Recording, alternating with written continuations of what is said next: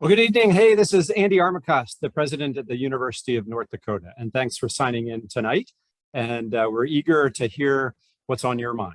And before you, I don't think you can see them, but I can.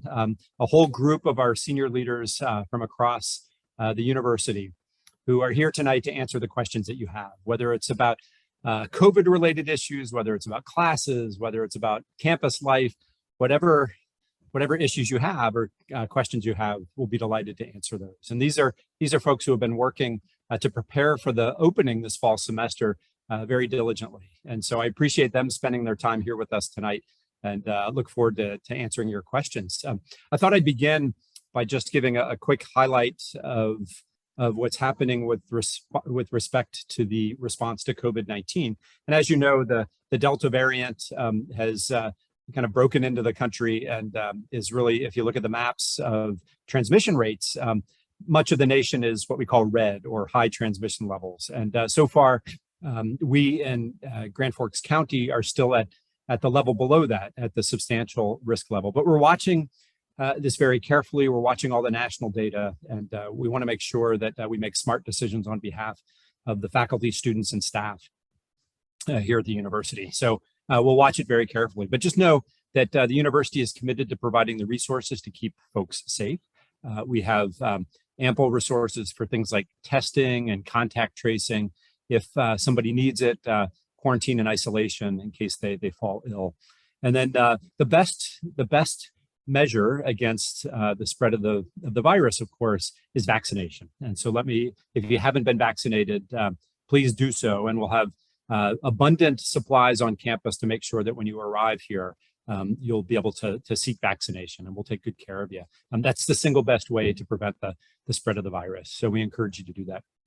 But I just want to make sure that you feel at ease that we're going to take great care of all the students on campus and to make sure that life continues and that the great campus life that UND is known for continues. And certainly, of course, the amazing academic programs that we have here on campus. And with that, let me turn it over for a few minutes to our new provost and vice president for academic affairs, Eric Link, who joins us tonight. Eric, over to you.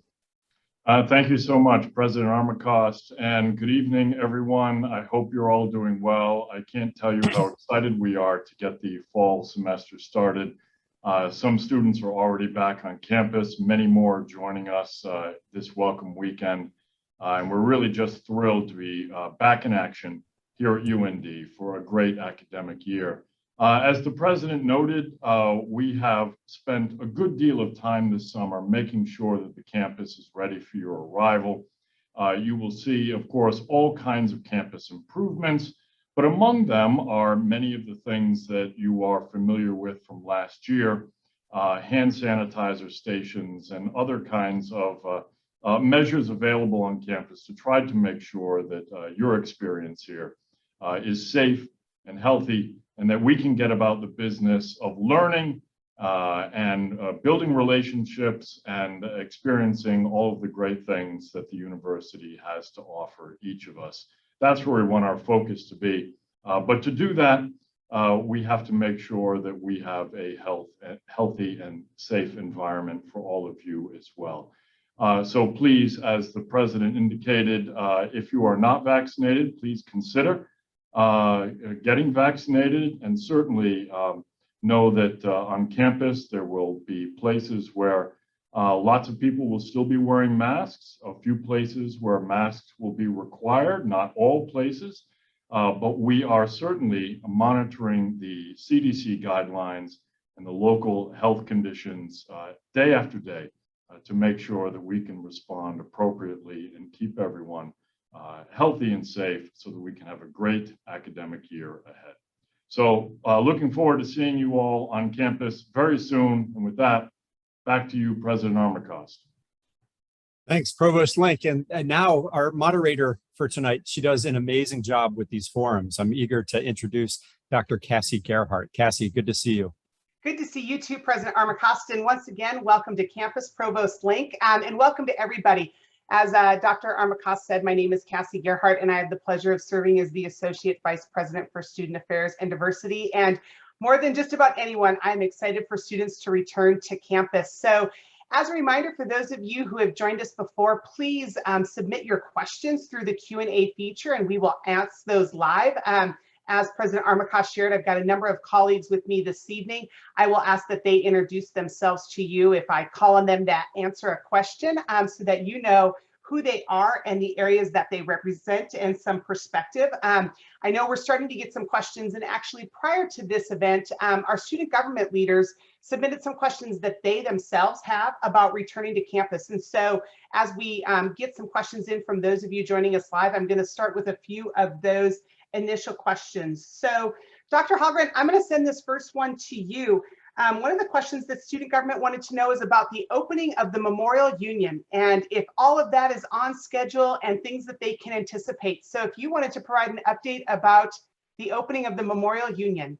Completely excited to do so. Thanks, Cassie. My name is Kara Hallgren. I serve as the Vice President for Student Affairs and Diversity here at UND.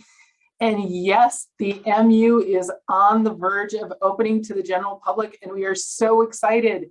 Monday the 23rd, the doors open to the general public, but right now we have people moving in as we speak, and I know Orlin and Dining Services, as well as others on campus, are finishing up some of the last touches to get the building ready to go. So Monday the 23rd, the doors will open and we will look forward to seeing you.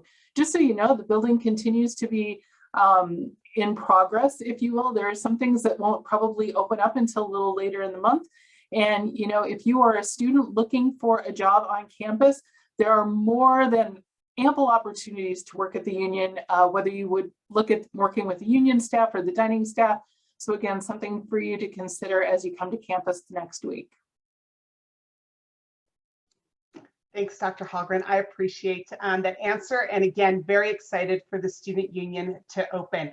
Another question that student government submitted, and Bill Chaves, I'm going to send this one to you. Student government leaders were wondering, what will attendance at UND sporting events look like this fall? Thanks, Dr. Gerhardt. I appreciate it. I'm Bill Chaves. I'm the Director of Athletics. Happy to be here. Welcome, everyone. 100%.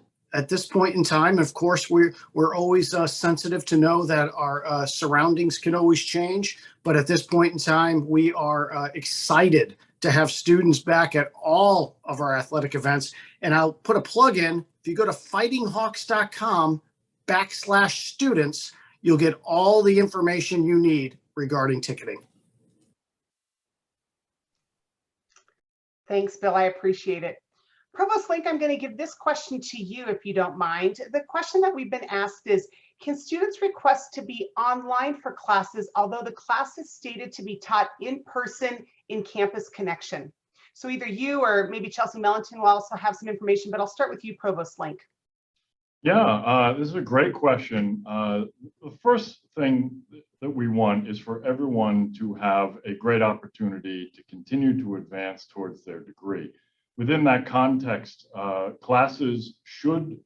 we should expect classes to be offered according to the modality in which they were advertised when you registered for them. So in other words, if they were listed as a face-to-face class, you should expect it to be taught as a face-to-face class. If it was listed as a hybrid class, you should go into the semester expecting it to be taught as a hybrid class, and an online class will be taught as an online class. That said, we always encourage students, if they have questions or concerns, to speak with their advisors, to speak with their professors, and certainly, as we have been throughout the pandemic, if someone needs to quarantine, if someone is ill and needs to miss class, we will do everything in our power to make it possible for you to continue to make progress in your classes and get your work done, regardless of the mode of the class. So with that, I will maybe invite Chelsea to offer a word or two. Sure, thanks, Provost Link. Hi, I'm Chelsea Mellington. I'm the Assistant Director for Career Services and Academic Advising. I will echo what Provost Link has stated. Please work with your faculty members as well as your academic advisors. You can locate your academic advisors' information in your Starfish. So under Starfish of your Success Network, all of your academic advisors' contact information will be out there, or send them an email. We'll be happy to make those adjustments as needed for students. Thanks to both Provost Link and Chelsea. I appreciate it. President Armacost, I'm going to give this question to you, and it is clearly someone who is planning for commencement even before the semester starts, which I think is so exciting. The question is, how many guests is each graduating student allowed to bring to the ceremony? So I think someone thinking ahead to December, maybe May, but maybe just even some forward thinking about potential guest invites to commencement. That's a great question. So keep in mind, I have not done a normal commencement yet since I've been here. I've done several online and then one in person at the Chester Fritz for the summer. For the summer, there were no restrictions. Whatever the normal number is for a summer commencement was it. So right now, we don't have any plans to limit participation in commencement, but I'll defer to those who have been around longer, who might know whether we limit the number of tickets that we give to each graduate. We don't. Okay, good. So there's no limits at this point. But again, we have to pay close attention to what's going to be happening over the next few months, if not the next year, with respect to the COVID-19 and the Delta variant. So, but now at this point, no limitations. Thanks. Thanks. Christy Okerlund, while you're monitoring questions, I've got a question for you that student government asked, and I think you might be the best one to answer it. Students are wondering what kind of activities and events can they anticipate having on campus this fall, especially since last fall there were limitations, or last fall and spring limitations in what we could do in person. So could you just discuss maybe some of the events that you and your team and colleagues are planning for the fall semester especially? Absolutely. Thanks so much. My name is Christy Okerlund, Director of Student Involvement and Parent Programs. Very excited to have you all back very soon. We do have a full schedule of events planned with UND Student Events, which is funded by student government, and the events are organized through our office. So all events this fall will be live in person in the Memorial Union. We're shifting away from vouchers for a bit, for a semester at least, just to bring students back. We'll be doing movie Saturdays, so triple features, all within a similar theme. We have free food events coming back. Those will all be in the Memorial Union trivia, tie-dyeing t-shirts, s'mores, caramel apple day, variety of opportunities. We will do vouchers for the pumpkin patch. Tech bingo is back on the schedule. Skate night, fluff and stuff, some vintage arcade games coming to the Union. So we've got about an average of about 3 events each week minimum happening as part of our UND Student Events program. And that doesn't even include other activities that might be planned by colleagues around campus. So definitely pay close attention to your text messages and Student Life Weekly messages and UND events calendar. We're excited. I will add to what Christy said. We're actually planning the first 83 days of programming. And so there is something being planned every day from Friday, when student government's long delayed and rescheduled Spring Fever concert is being held at the Alaris Center, all the way through November 10th. And I also know President Armacost earlier this summer challenged me to get some things out. So campus had some things on the quad. So we've got some cornhole games, spike ball, and other things that we're working with our grounds team to kind of put out on campus. And so students have some spaces to hang out, engage with other students, with staff and faculty as we repopulate campus and reconnect. So watch for some cornhole games to be set up along with other outdoor games around campus.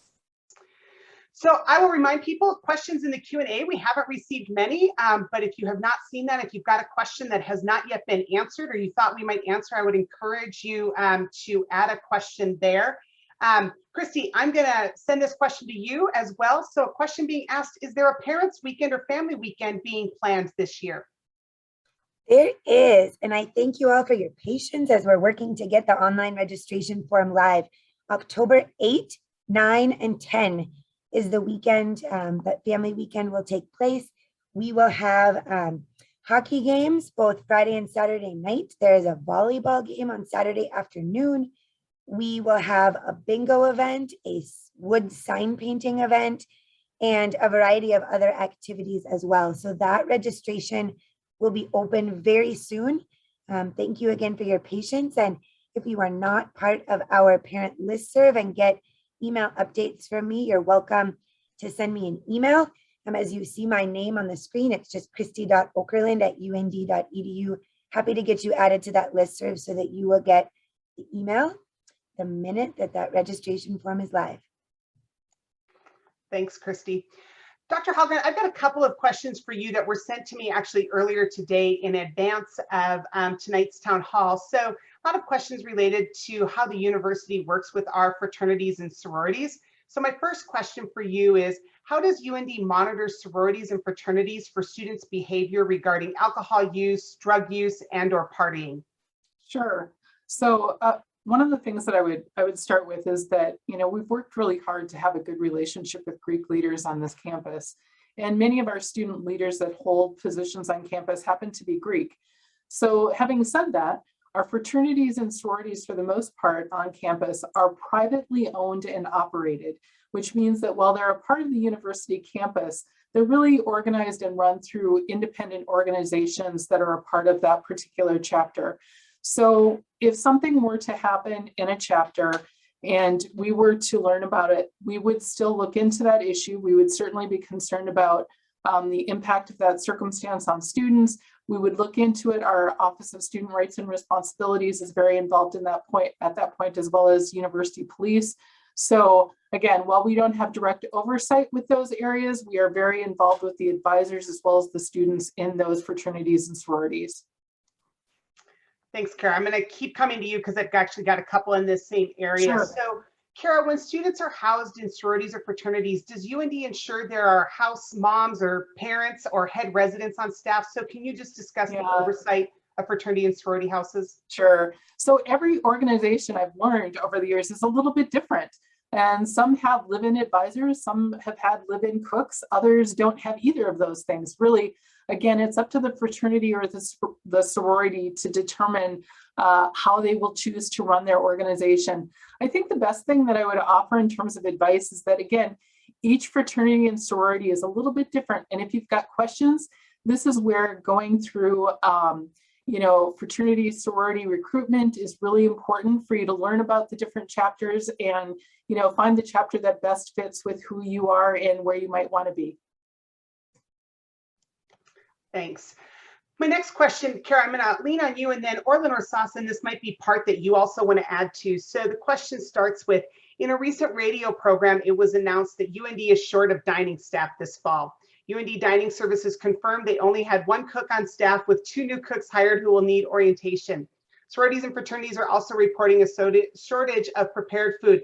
How will UND ensure that students will be fed when they arrive on campus? And so given there's 2 parts and separate, Kara, could you talk about what dining in the fraternities and sororities is like? And then Orlin, I will pivot to you to talk a little bit about plans for dining in our residence hall. So Kara, first, fraternity and sorority houses. Sure. So fraternities and sororities really create their own plans for dining. And, certainly each individual fraternity or sorority, if they wanted to work through UND dining to have a contract, they could do that. Many of them choose to go, again, either through other private organizations or cooks or things like that. So each chapter deals with it a little bit differently. In terms of our students on campus, and again, I'll pass that on to Orlin, the thing I would tell you is that we have this incredible opportunity for students to work as part of dining. So if you know of students or you're a student that is looking for a job, we would love to see you, because the exciting thing about this campus this fall is we have all of these incredible new food venues that are opening up, and we need people to help us make sure that those are operational. And so with that, I'm going to turn it over to Orlin to talk a little bit about the dining services and what's happening right now. Thank you, Kara. My name is Orlin Rosas, and I'm the Director of Dining Services. And the information you're hearing is partially correct. I mean, we are extremely short-staffed.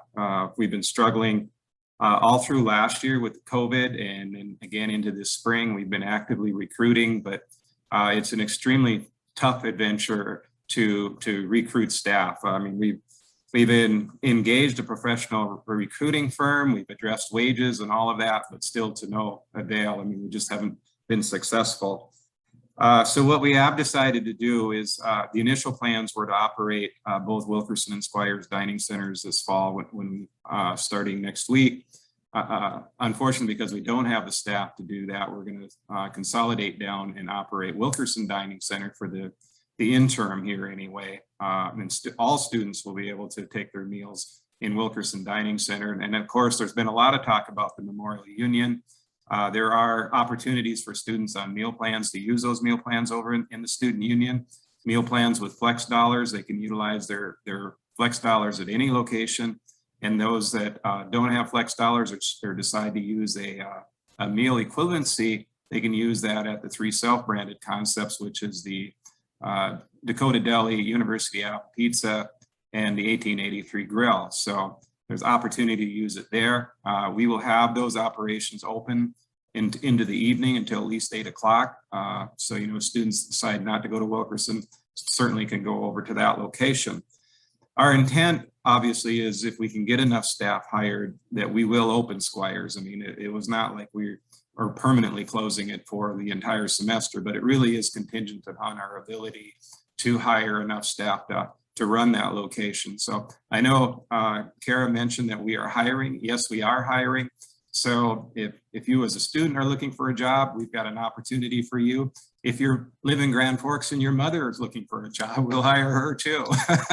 So we need students, we need professional staff, we need part-time staff, we need them all. So with that, I'll turn it back to you, Cassie. Thanks, Orlin. I appreciate it. So I'm going to shift gears, and Christy, I think I'm going to lean on you for this question, because while it's about sports, I don't think it's Bill Chaves sports. I think it's our Wellness Center sports. So question is, and I can help you too, between the two of us, how do new students register to be a part of a sports team? And I think more rec sports, not to skate for the UND hockey team, but more the rec sports, if they don't have a team of their own at the time of registration? Absolutely. So the best way to find opportunities is if you go to UND's homepage, und.edu, click on the search and type in rec sports. As you open that page, you are able to sign up for any of those sporting opportunities as a free agent, and you will be placed onto a team. So what's most important is to find a sport that looks fun to you, something that you want to be a part of, and then you're able to sign up as an individual and be added onto a team. Lots of opportunities, and it's a really great way to meet students that you maybe wouldn't have met otherwise. Thanks, Christy. Chelsea, I've got a question for you. My son signed up late for classes last spring, and all his classes are either online or he's on a wait list. Help is how the question goes. So any thoughts, advice you have? Yes, absolutely. And I will connect with this individual directly in the chat with my contact information. Happy to connect any students that have this issue with their academic advisor. We can look at their schedule and help them work through those situations that they may be in. So happy to help with that. I'll include my contact information out there. So I will do that right now. Thanks. Chelsea is wonderful when it comes to this, so please connect with her and she will get this one figured out for you. Dr. Bierke, a question for you. Will there be a family aviation weekend in spring 2022? Well, we sure hope so. Just like Christy's team is planning for the fall UND Parents Weekend, we are planning for our spring Aerospace Family Weekend as well. We're slating the 3rd week of April for that. It'll be the combination SAMA conference leading up to the Family Weekend. So yes, we are very hopeful that this April we'll bring back Family Weekend. It's been 2 long years without it. So we're looking forward to welcoming our aerospace families to campus in late April. Awesome, thanks. Christy, unfortunately, my colleagues from Parking Services aren't able to join us this evening, so I'm going to lean on you, who knows parking, I think, best of many of us, or if there's others who know it. Can you discuss if someone has a parking ramp permit, is there anywhere else on campus they can park, or are they limited to the ramp? And we're talking parking ramp now. Sometimes in these conversations, when we talk ramp with our aerospace students, we're talking about parking ramp structure, not the ramp that gets you to your aircraft, just to qualify. So parking ramp, parking structure, Christy. Yeah, absolutely. So with a ramp permit, you are able to park in student parking lots as well. So you aren't limited just to that ramp. You can also park in student parking lots around campus. Thanks. The next question, Amy Singer, I'm going to start this one with you, and Dr. Hallgren, if you have anything else you'd like to add in terms of services we provide. But Amy, the question is, what is campus culture like for international students of color? Yeah, so my name is Amy Singer. I'm the Assistant Director of the International Center. We for sure want to make sure that our international students are welcome and feel safe and comfortable.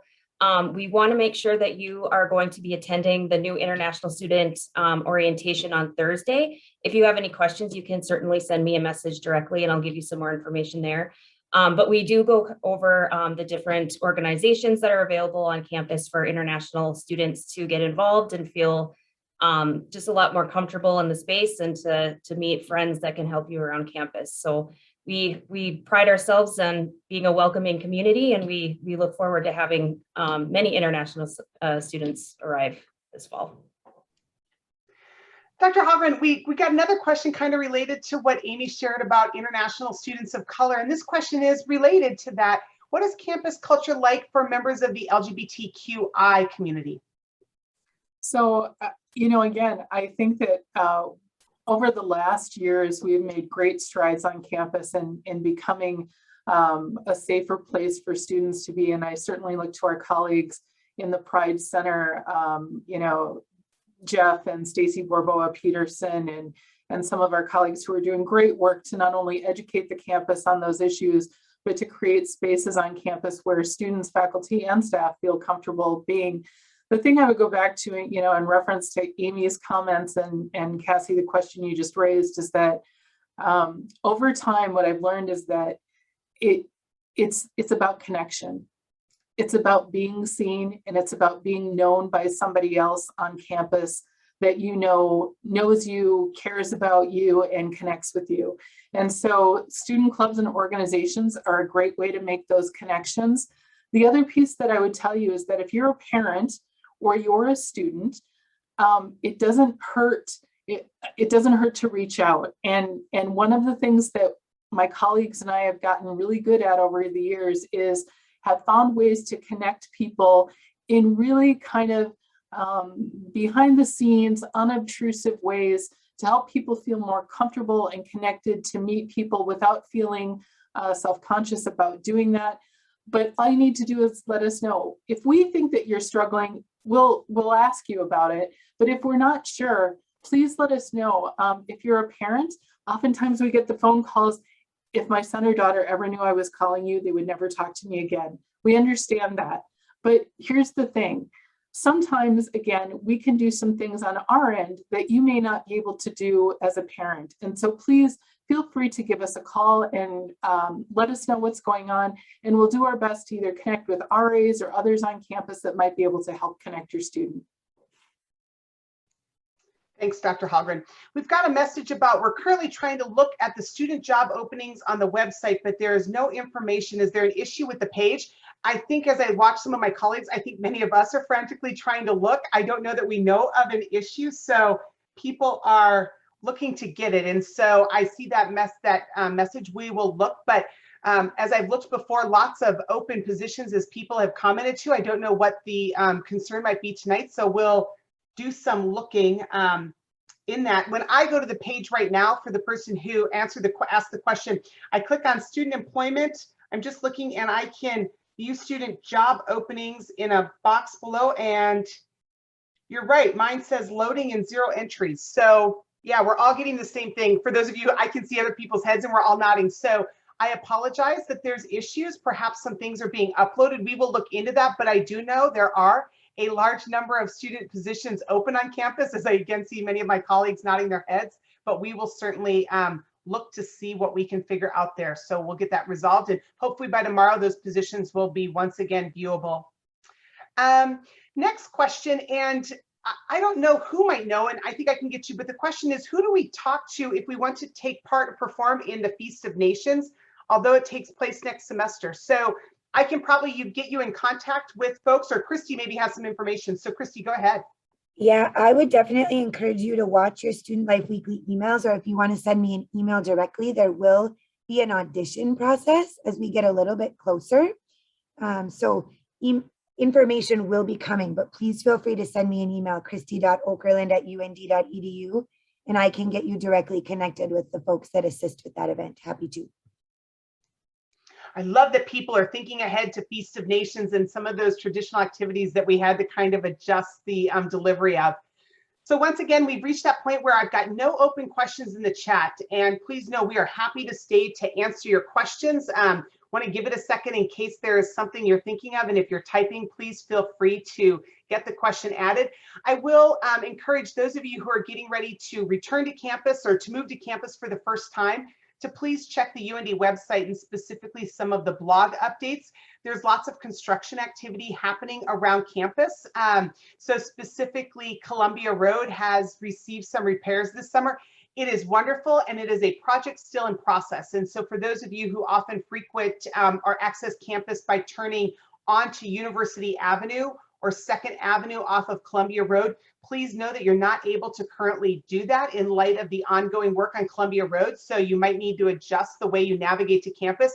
That project is moving, and it's going to be amazing. It's still just a little bit ongoing. Another question, and I'll open this one up, and if my colleagues have a response, feel free to please share it. So do you have any suggestions on how students can take on more leadership roles? I will start by saying, I think in some cases you gotta get out and get involved. Check out the student organization fair, and Christy, that we have this weekend. I'm going to look to you again. What time? I'll look to you to share that.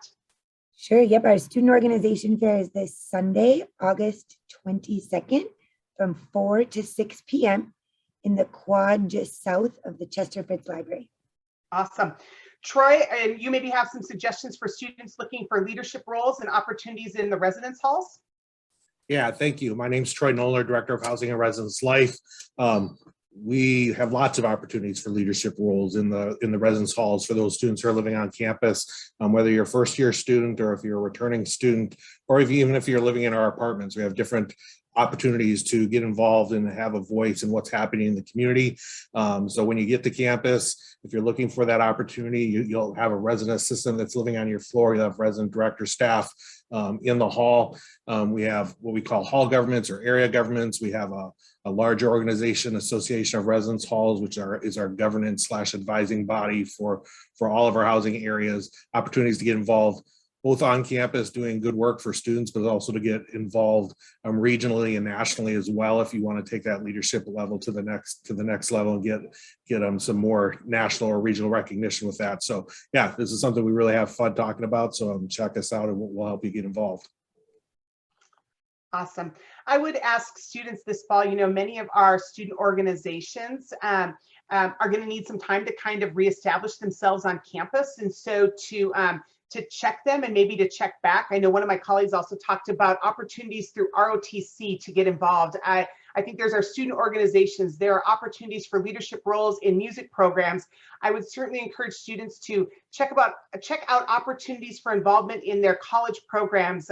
My colleagues are here from aerospace, plenty of opportunities there. Leadership roles come from looking at an internship. So to connect with colleagues in career services who know of opportunities. So not all leadership looks like an officer position in a student organization. Leadership skills can come from working a position on campus to serving on a committee. I know student government is appointing students to serve on committees, and so leadership takes on a number of different opportunities. And if we haven't mentioned, again, lots of student employment opportunities on campus this fall to gain leadership. And President Armacost, I know this is a topic that you often talk to students about, so if you have anything to offer as well. I was just going to put a plug in for the outstanding leadership opportunities in our dining services, but we can really put you to good work there. But with so many student organizations and these less well-known opportunities that Dr. Gerhardt just mentioned, I think it's important for all of our students to realize that the time you spend at UND isn't just about your academic development, but your development as human beings and as future leaders for North Dakota, for whatever state you come from, for the nation. And so take the opportunity really to sink your teeth into those outstanding opportunities. It's really, this is the time in your life where that can happen. And then you might have work opportunities as well outside of the classroom and off campus. And those are great leadership development experiences as well. But just again, really take advantage of it and learn. You come to a campus to learn new things. And and you might be really good at a certain academic topic. Choose a club or choose an activity that might exercise the other side of your brain, and really develop into that well-rounded person who's going to really change the world. I also, got a sense of concerns about the following question: how am I going to fit in? And there were questions about international students of color, about LGBTQIA plus members, and just know that our university does an extraordinary job supporting you. And you have a full commitment of all the leaders you see here, and in particular myself, to make sure you have an outstanding experience where you feel like you belong here at UND, that you can make an active contribution, that you can make friends from different backgrounds, from different perspectives. And this is what we aspire to at UND, is to make this a place where everyone can grow. So yeah, look for those leadership opportunities. Thanks. I love that you share that, President Armacost. One of the things visitors will see when they walk in the main entrance to the Union, one of the first installations is a reminder that you are welcome here. All religions, all abilities, all sexes, all genders, everybody is welcome here, and we hope they find their space, not just in the Student Union, but certainly on campus, as you said. So Orlin, a question for you. Will the Wings Cafe at the airport be open for students? Again, this goes back to our staffing issues in light that we are pulling the person that works there to work in the Memorial Union. So the Wings Cafe will not be open this fall, but we are working towards transitioning that space to an unattended micro market, which we will work on this fall. So as soon as possible, we'll get that transition completed. Sounds good. There's a question about if there are any positions open for new students on UND student government. I serve as the advisor to student government, and I'm happy to tell you, yes, there are opportunities for new students. If the student individual who asked that question wants to drop me an email, it's just the Cassie.Gerhart, the name you see on the screen, at und.edu, and I am happy to get you connected to opportunities. It might depend on what your major is. There's some things that are specific to major or living location, but there's lots of committees, and so happy to have some conversations. But yes, there are definitely opportunities for brand new first-year students, as well as online students, to be involved in student government. Student government is not just an opportunity for our residential student body. Christy, I think a question for you.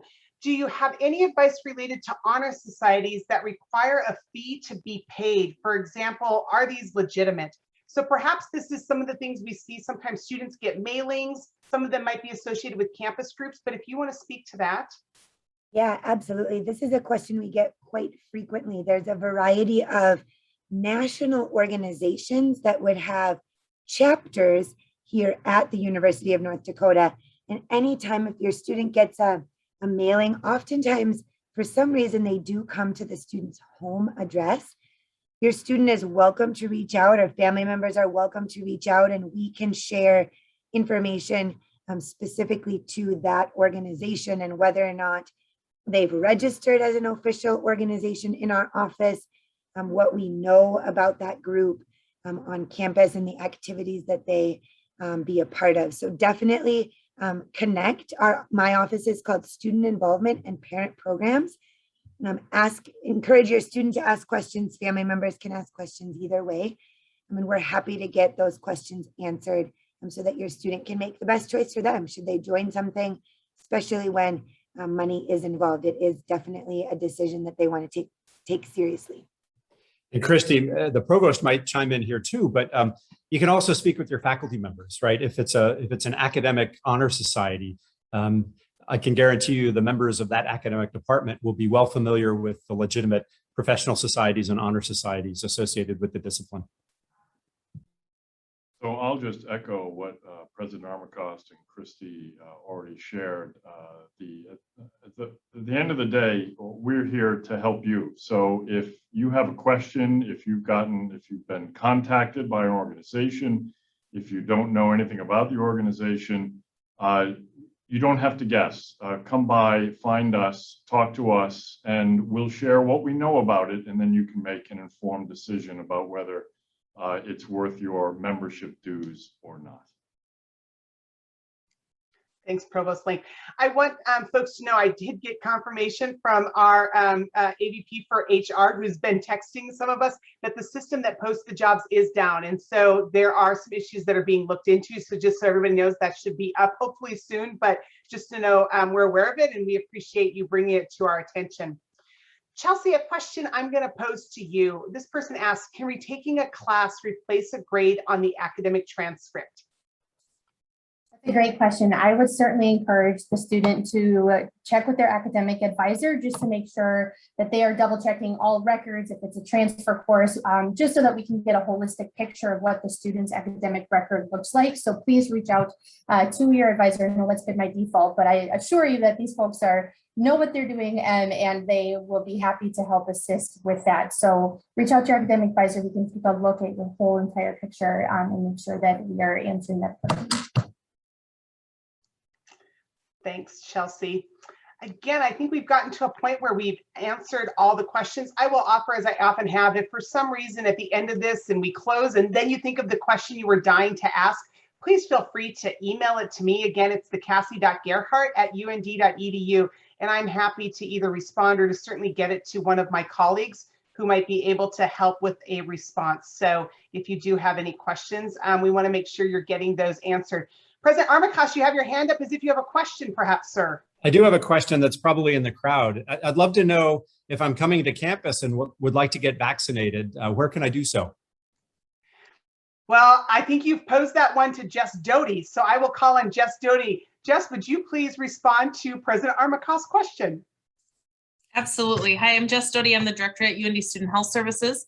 COVID vaccine is everywhere. It's on campus. We have it at Student Health Services Monday through Friday.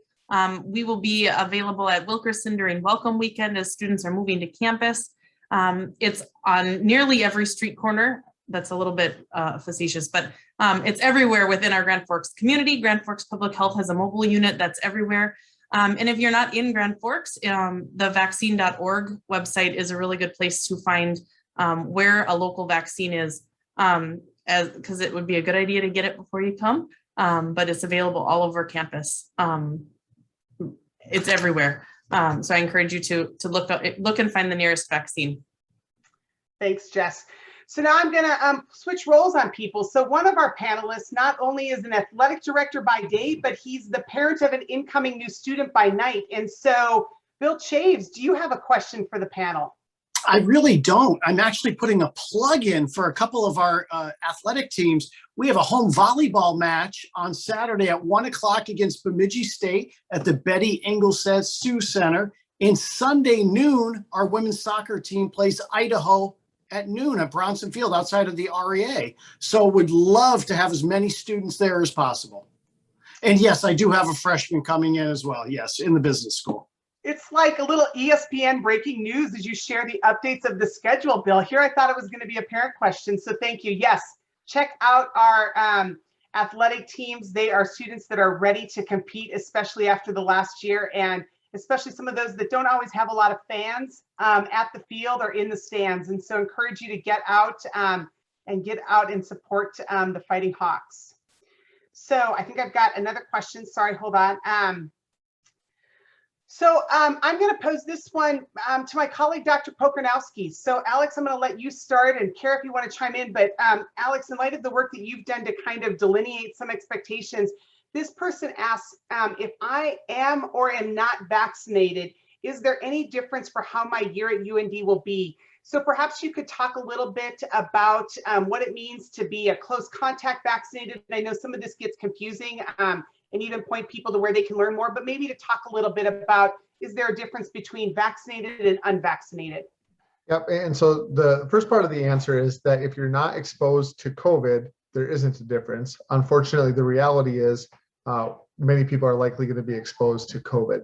And so an unvaccinated close contact is not allowed to be on campus during their quarantine period.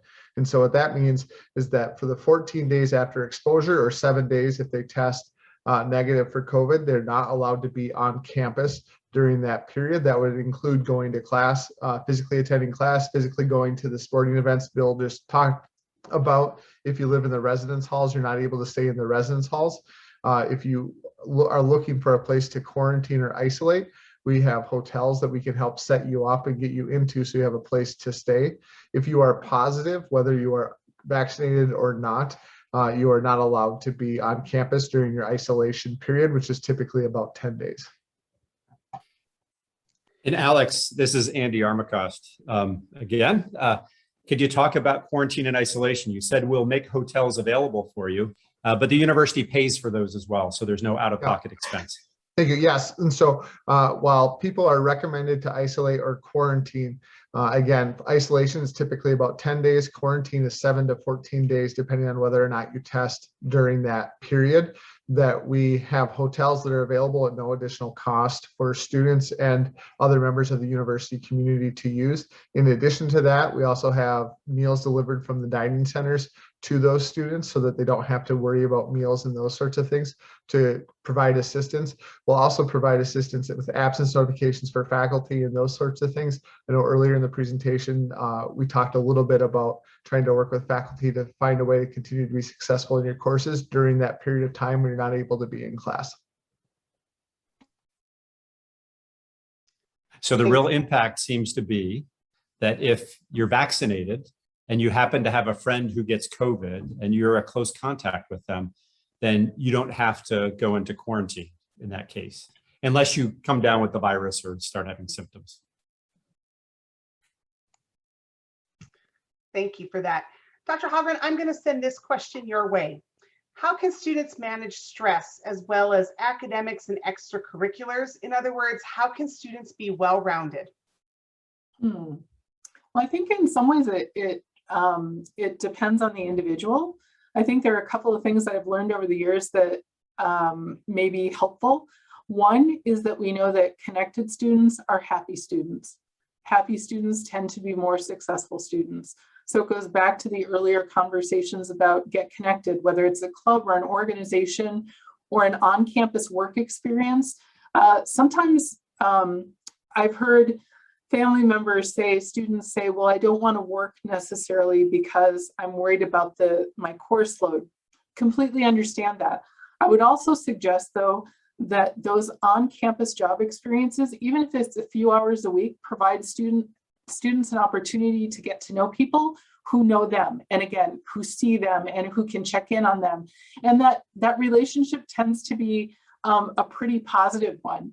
You know, for students that are perhaps coming to campus having worked through some mental health issues or other kinds of things and where you're a little concerned about that or anxious about that, you know, I would urge you to contact our counseling center. I would urge you to contact Student Health Services.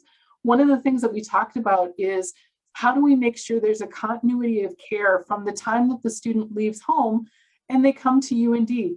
Sometimes people think that when they start at college, everything else that they've dealt with will just kind of like disappear and you get a chance to start over.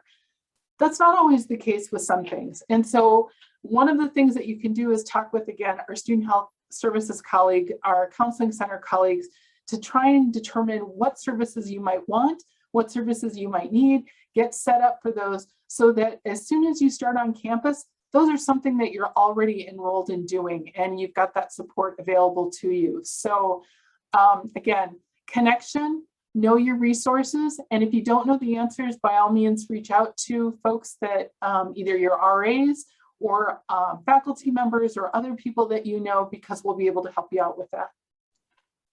Thanks, Dr. Hallgren. Dr. Pokarnowski, another question for you. If you live in an apartment, can you quarantine in your apartment? Yes, you can. And you can go into one of those UND sponsored hotels and those sorts of things as well, if you don't want to stay in your apartment or if your roommates don't want you to stay in your apartment. The only people that are not allowed to stay in their assignment are the people in the residence halls and University Place. Thanks, Alex. President Armacost, I'm going to send this question your way. So this person asks, if I am against vaccinations at the moment, so will UND be requiring the vaccine to participate in classes, activities, or athletic teams in the near future? No. That's the short answer. The slightly longer answer is requiring vaccinations at UND would actually require legislative action with the North Dakota State Legislature, and that's I don't anticipate that happening at all. So we won't require vaccinations. We'll require other vaccinations, not COVID-19. Thanks, President Armacost. Provost Link, I'm gonna ask this question of you, and Alex, if you want to add anything about how your office can also help. If a student needs to isolate or quarantine and can't attend class, will they be allowed to join class virtually? So what we would ask is any student that has to, falls ill, can't attend class, has to quarantine for any reason.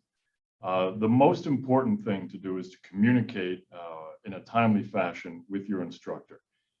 Reach out to your professor, let them know what's going on, and work with them to arrange for making up assignments or participating in class remotely.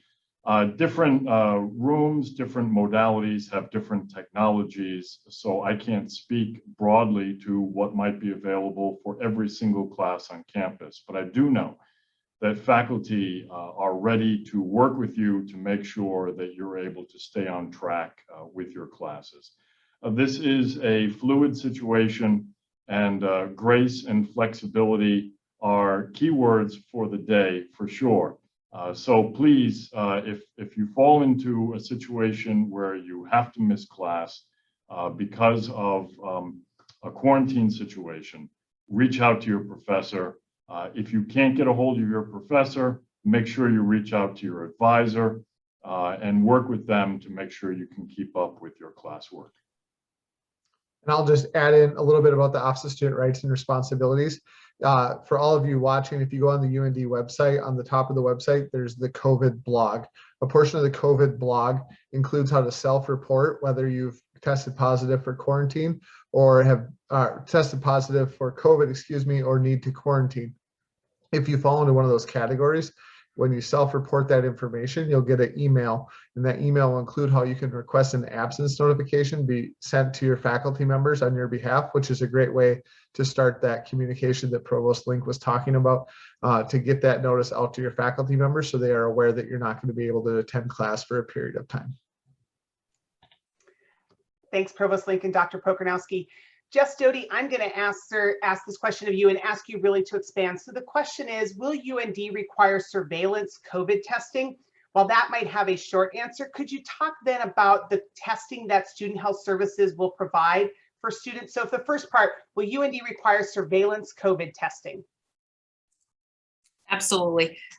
No, surveillance testing is not required. However, for some entities or some departments, I don't know what I should, athletics or some other departments may need testing. So I guess I'm talking on a general student basis. However, testing is widely available on campus. So once again, we will have testing available during Welcome Week and when students move in. The Student Health Services has a testing machine. So a PCR testing machine is available right on campus in the clinic for students. When people are symptomatic, I would highly recommend you seek out care and get tested immediately or as quickly as possible to minimize spread of the disease. And then we also have our public health department has testing available Monday through Friday at the Fritz Pollard Athletic Center, which does both the rapid testing and PCR testing through the state of North Dakota. So with all those options, like I said, testing is widely available on campus. I'm just going to put my own plug for Student Health Services. If you're symptomatic, make an appointment and come see us because we can get you tested and get you the help you need quickly to figure out what's going on.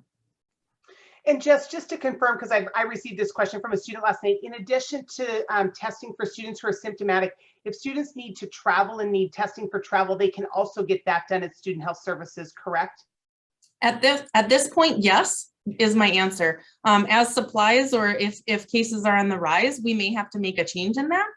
But at this point, my answer is yes. If you need a test to travel, a PCR test, and you need a quicker time frame than having to wait hopefully for the 72-hour turnaround, you can come to Student Health.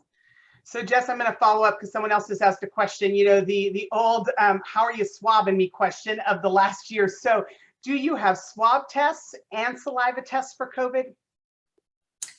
So the lovely part about COVID is we do a lot with noses. And so the swabbing that we do is in people's noses. There's a rapid test that's not quite as deep within your nose. And then there's the other one that goes a little farther. So that's the kind of testing that we're doing. Thanks, Jess. Brian Willis, I'm going to send this question your way. I think you've probably seen it and have probably getting ready. Will UND Aviation continue with the same COVID protocols for fall term? Can students request a flight instructor who has been vaccinated for COVID? This person very concerned that unvaccinated flight instructors that get sick will result in students missing flight lessons or weeks and weeks. So if you could just talk about your protocols with flight instructors. Yeah, organizationally, we have done a couple internal requests to see who's vaccinated anonymously, but again, we can't require the vaccinations at this time for our flight instructors and our students. And so again, we've been pushing the message to get vaccinated. As you may or may not know, our protocols, they seem to change. And at this point, we're gonna roll with the same protocols that we've had since the summer. Which is we still are required to wear masks in the facilities at the airport due to TSA regulation. The ramps, the airplanes, it's optional for the crew. And so myself, I've done flights the past 3 weeks. And when the student and I get in the airplane, I ask if they're comfortable removing their masks. If we both agree, we take them off. So that's the protocol that we've used in the cockpit. So at this point, I guess to answer the question directly, there's no way to request a vaccinated CFI and for us to be able to identify that. But obviously, as things change over the coming weeks, our protocol can also change day by day. So, Brian, thanks for that. I appreciated the part you said, and I think it shows the grace and community that we have as a campus when we ask people, are you comfortable if I don't wear a mask? Would you prefer that I put a mask on? I share that with our students. I think you're going to see some of that this fall. You may have requests and expectations from faculty members to wear masks. You might meet with advisors or other staff members on campus who, because of their circumstances, might ask you to wear a mask. I hope that as members of our campus community, we can all have grace in honoring the requests of our fellow campus community members, because we don't necessarily know the circumstances of their life. And so I think I appreciate you saying that. It is about, are you comfortable with me not being masked? Would you prefer that I wear a mask?